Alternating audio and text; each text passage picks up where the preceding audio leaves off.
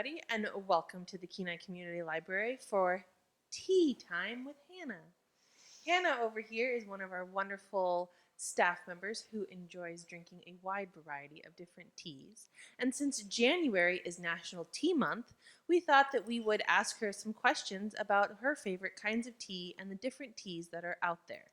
So, Hannah, what can you tell us about tea?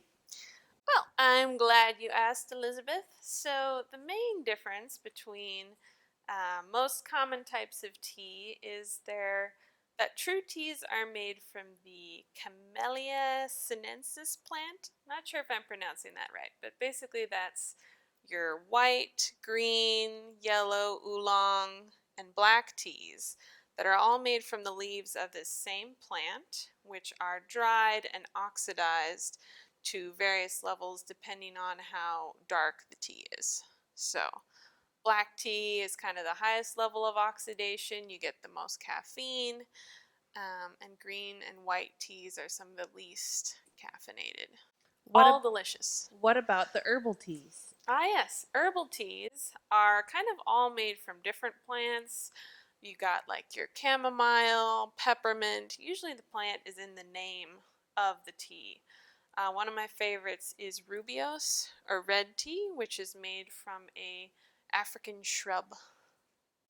That is awesome. One of my favorite teas is actually an orange spice. So I'm sure there's probably some orange rind that goes into grinding that and making that tea. I also like an Earl Grey. And the oolong is one of my favorite too, especially when I do a high tea. Have you ever gone to a high tea, I Hannah? have not. Can we hear more about that? Well, high tea is similar to something that the British do, and it started in the 1800s with Queen Victoria. She would get hungry before dinner, so she'd have tea and kind of cookies, snacks, crumpets, sandwiches, and a high tea. You can find it in Anchorage sometimes during the holidays. Is you go and you Oh. get a pot of tea, whichever kind you like, oolong, Darjeeling, I believe is the name, and they've Mm. got a couple other different ones. But then you get your cucumber sandwiches, you get your shortbread cookies, you get your little scones and your clotted cream, and you kind of have this afternoon snack. Excellent. And it's an awesome way to get together with friends and do a different tradition than what normally happens when we think of tea time in Alaska, because I know I drink my cup of tea with a nice good book. I don't know about you, Hannah. Yes. I drink tea all different times of the day in all settings, so. But there's one other thing that we haven't talked about, and that is cocoa. Because Mm. cocoa is another awesome, wonderful drink that you can drink during these wonderful cold winter months if you don't care for tea.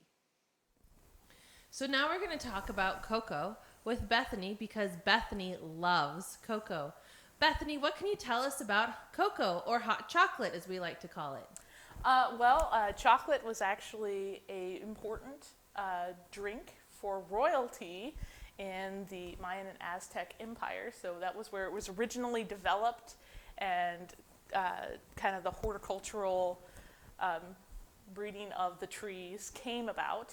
But then when the Spanish came over, they actually went and they saw this really important uh, kind of fruit. It's actually from a bean. And they said, well, we want to take this back. And so they took it back. And so that's when it got its introduction into Europe as the cocoa bean and became an important export. But for a while there, people really had trouble making teas and stuff out of it, or any sort of drink out of it, because it's got a lot of fat in it. So it took a while for them to develop a process of actually taking some of that cocoa butter out so it could actually steep into water and milk. Because milk has a lot of water in it. It's not very much fat. So once they could take some of that out, they could actually make it into a hot drink. And that's where we get our hot chocolate from.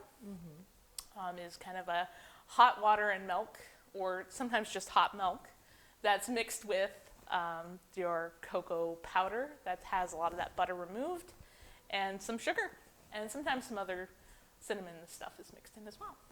What is your favorite kind of hot cocoa? My favorite kind, I'm a classic girl. I actually just like regular hot cocoa without the peppermint. Although I will enjoy a little bit of peppermint or a little bit of cinnamon every now and then.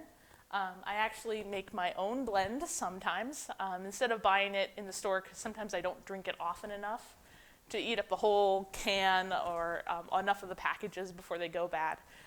So what I'll do is I'll actually take some Hershey's cocoa or another brand if I have another brand on me. I'm not really too picky about which one.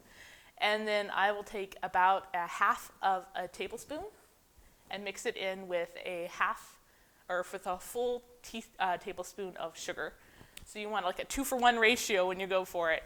And then I will mix it in with some hot water and then just add a little dash of milk to cool it off, because I've kind of got a cool tongue. I don't actually do really hot beverages well either. So, and that's what I do to make mine at home. And it works out pretty well. Sometimes I'll add a little bit of cinnamon, just a dash of cinnamon to give it a little extra zest. And then in the holiday season, I might stir in a peppermint stick to get that little mint flavor instead of using my spoon. So that's kind of how I do it. Personally, I like mine with a lot of marshmallows. Marshmallows are my favorite when I drink hot cocoa. So thanks, Bethany, for telling us about hot cocoa. And Hannah pulled us out some awesome, wonderful books about tea from the library collection, which is available for people to check out if you want to get some more information. We have the Story of Tea, a cultural history and drinking guide if you're interested.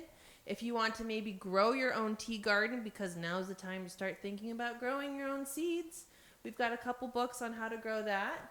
We even have a book on Darjeeling, which is a type of tea that we talked about. And Bethany has an awesome book over by her on chocolate.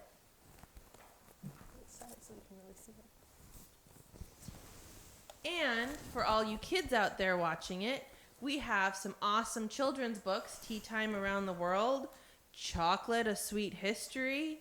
Even Miss Pinkalicious has a royal tea party on from time to time. Maybe even a little bit of Tea Rex for you. And who wouldn't want to have tea with Grandpa?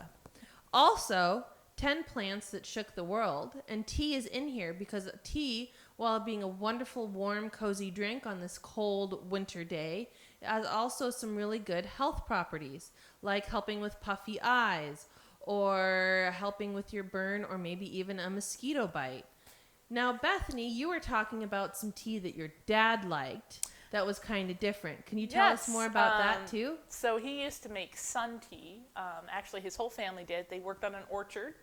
And so in the morning when they got up to go start working on the orchard, they would actually go and take some tea bags and they would put it in some water.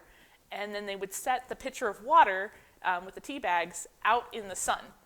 And they would let it steep all day, and the hot sun would actually warm up the tea.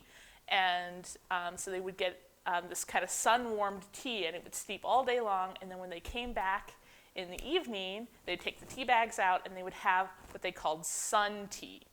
And so it was a day-long steeping process, but by that time it would have a lot of really nice, rich flavor, and it would not be really hot, because they were hot from a nice long day of work in the sun. So they wanted a tea that was more lukewarm or a little bit cold, and so they might throw a couple ice cubes in when they poured the tea out. And that way they would have a nice, cool, but rich, satisfying tea. And so that's how they made sun tea. And every now and then he still makes sun tea, but since it's a little bit harder here in Alaska and the sun is not quite the same as it is down south, he'll actually take the tea bags, put them in the pitcher and put it in the refrigerator and leave it 24 hours. And after 24 hours in the refrigerator, it has the same taste, according to him.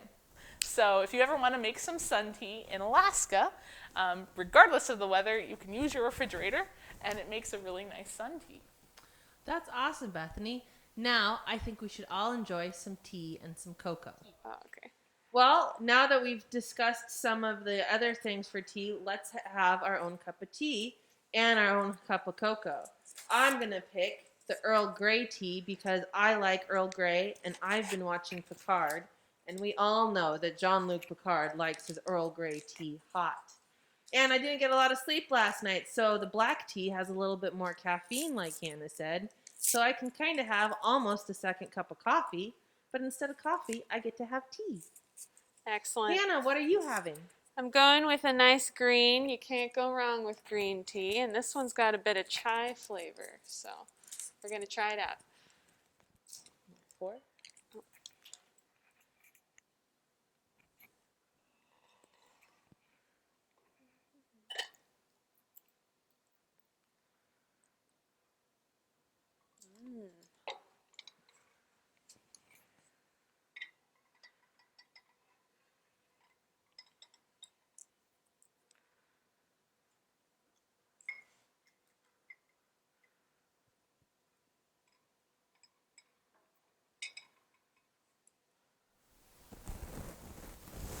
Bethany, here's the hot water for your cocoa. Oh, thank you so much.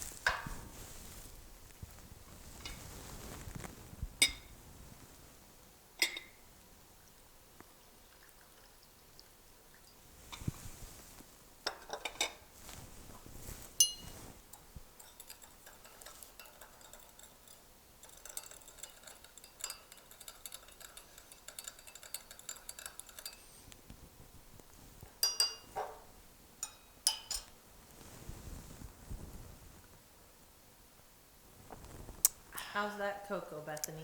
It is just the way I like it. Okay, everybody, enjoy your tea and have a wonderful afternoon.